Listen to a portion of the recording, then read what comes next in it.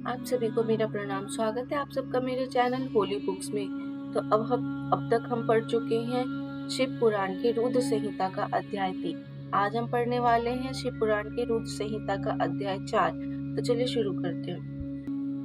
नारद जी का भगवान विष्णु को क्रोध पूर्वक फटकारना और शाप देना, फिर माया के दूर हो जाने पर पश्चात पूर्वक भगवान के चरणों में गिरना और शुद्धि का उपाय पूछना तथा भगवान विष्णु का उन्हें समझा बुझाकर शिव का महात्म्य जानने के लिए ब्रह्मा जी के पास जाने का आदेश और शिव के भजन का उपदेश देना। सूची कहते हैं, महर्षियों, माया मोहित नारद मुनि उन दोनों शिव गणों को यथोचित शाप देकर भी भगवान शिव के इच्छावश मुंह निद्रा से जाग न सके। वे भगवान विष्णु के किए हुए कपट को याद करके मन में दुस्सह क्रोध लिए विष्णु लोक को गए और समिधा पाकर प्रज्वलित हुए अग्निदेव की भांति क्रोध से जलते हुए बोले। उनका ज्ञान नष्ट हो गया था, इसलिए वे दुर्वचन पूर्ण व्यंग सुनाने लगे। नारद जी ने कहा, हरे तुम बड़े दुष्ट हो, कपटी हो और समस्त विश्व को मुंह में डाले रहते हो। दूसरों का उत्साह या उत्कर्ष तुमसे सहा नहीं जाता। तुम मायावी हो, तुम्हारा अंतःकरण मलिन है। पूर्व काल में तुम्ही ने मोहिनी रूप धारण करके कपट किया, असुरों को वारुणी मदिरा पिलाई, उन्हें अमृत नहीं पीने दिया। छल कपट में ही अनुराग रखने वाले हरे, यदि महेश्वर रुद्र दया करके विष न पी लेते तो तुम्हारी सारी माया उसी दिन समाप्त हो जाती। विष्णुदेव, कपटपूर्ण चाल तुम्हें अधिक प्रिय है। तुम्हारा स्वभाव अच्छा नहीं है, तो भी भगवान शंकर ने तुम्हें स्वतंत्र बना दिया है। तुम्हारी इस चाल ढाल को समझकर अब वे मतलब कि भगवान शिव भी पश्चाताप करते होंगे। अपनी वाणी रूप वेद की प्रामाणिकता स्थापित करने वाले महादेव जी ने ब्राह्मण को सर्वोपरि बताया। हरे, इस बात को जानकर आज मैं बलपूर्वक तुम्हें ऐसी सीख दूंगा जिससे तुम फिर कभी भी ऐसा कर्म नहीं कर सकोगे। अब तक तुम्हें किसी शक्तिशाली या तेजस्वी पुरुष से पाला नहीं पड़ा था, इसलिए आज तक तुम निडर बने हुए हो। परंतु विष्णु, अब तुम्हें अपनी करनी का पूरा फल मिलेगा। भगवान विष्णु से ऐसा कहकर माया मोहित नारद मुनि अपने ब्रह्म तेज का प्रदर्शन करते हुए क्रोध से खिन्न हो उठे और शाप देते हुए बोले, विष्णु, तुमने स्त्रियों के लिए मुझे व्याकुल किया है। तुम इसी तरह सबको मुंह में डालते रहते हो। यह कपटपूर्ण कार्य करते हुए तुमने जिस स्वरूप से मुझे संयुक्त किया था, उसी स्वरूप से तुम मनुष्य हो जाओ और स्त्री के वियोग का दुख भोगो। तुमने जिन वानरों के समान मेरा मुंह बनाया था, वे ही उस समय तुम्हारे सहायक हों। तुम दूसरों को यानी स्त्री विरह का दुख देने वाले हो, अतः स्वयं भी तुम्हें स्त्री के वियोग का दुख प्राप्त हो। अज्ञान से मोहित मनुष्यों के समान तुम्हारी स्थिति हो। अज्ञान से मोहित हुए नारद जी ने मोहवश श्रीहरि को जब इस तरह का शाप दिया, तब उन्होंने शंभु की माया की प्रशंसा करते हुए उस शाप को स्वीकार कर लिया। तदनंतर महालीला करने वाले शंभु ने अपनी उस विश्व मोहिनी माया को, जिसके कारण ज्ञानी नारद मुनि भी मोहित हो गए थे, खींच लिया। उस माया के तिरोहित होते ही नारद जी पूर्ववत शुद्ध बुद्धि से युक्त हो गए। उन्हें पूर्ववत ज्ञान प्राप्त हो गया और उनकी सारी व्याकुलता जाती रही। इससे उनके मन में बड़ा विस्मय हुआ। वे अधिकाधिक पश्चाताप करते हुए बारंबार अपनी निंदा करने लगे। उस समय उन्होंने ज्ञानी को भी मुंह में डालने वाली भगवान शंभु की माया की सराहना की। तदनंतर यह जानकर कि माया के कारण ही मैं भ्रम में पड़ गया था, यह सब कुछ मेरा माया जनित भ्रम ही था, वैश्व शिरोमणि नारद जी भगवान विष्णु के चरण में गिर पड़े। भगवान श्री हरि ने उन्हें उठाकर खड़ा किया। उस समय अपनी दुर्बुद्धि नष्ट हो जाने के कारण वे यूं बोले, नाथ, माया से मोहित होने के कारण मेरी बुद्धि बिगड़ गई थी, इसलिए मैंने आपके प्रति बहुत दुर्वचन कहे हैं, आपको शाप तक दे डाला है। प्रभु, उस शाप को आप मिथ्या कर दीजिए। हाय, मैंने बहुत बड़ा पाप किया है, अब मैं निश्चय ही नरक में पड़ूंगा। हरे, मैं आपका दास हूँ, बताइए मैं क्या उपाय करूँ, कौन सा प्रायश्चित करूँ जिससे मेरा पाप समूह नष्ट हो जाए और मुझे नरक में ना गिरना पड़े। ऐसा कहकर शुद्ध बुद्धि वाले मुनि शिरोमणि नारद जी पुनः भक्ति भाव से भगवान विष्णु के चरणों में गिर पड़े। उस समय उन्हें बड़ा पश्चाताप हो रहा था। तब श्री विष्णु ने उन्हें उठाकर मधुर वाणी में कहा।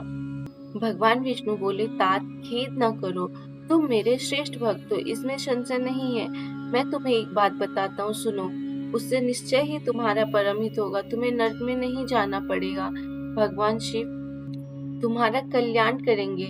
तुमने मद से मोहित होकर जो भगवान शिव की बात नहीं मानी थी, उसकी अवहेलना कर दी थी, उसी अपराध का भगवान शिव ने तुम्हें ऐसा फल दिया है, क्योंकि वे ही कर्म फल के दाता है। तुम अपने मन में यह दृढ़ निश्चय कर लो कि भगवान शिव की इच्छा से ही यह सब कुछ हुआ है।